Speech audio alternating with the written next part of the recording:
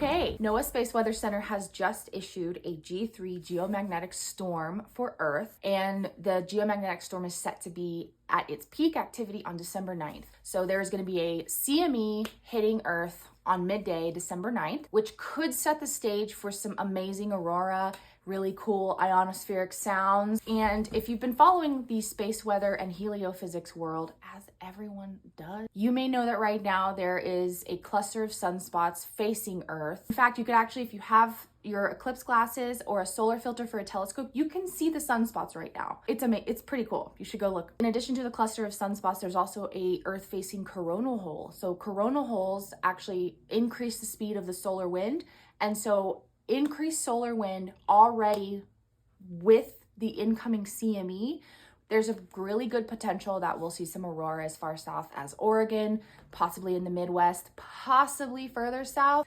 One app that you should download if you don't already have it is the Space Weather app. You can monitor the Earth's magnetic field. You can monitor the KP index. That's not as accurate as keeping an eye on which way Earth's magnetic field is pointing, which is the BZ. Z is the southward facing component for all of my vector math folks out there. Now, what does the magnetic field sound like? Here's how it sounded like yesterday. Here's how it sounded like before the coronal hole was facing us.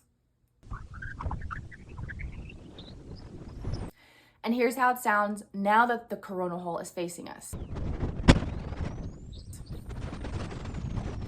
Stay tuned for more.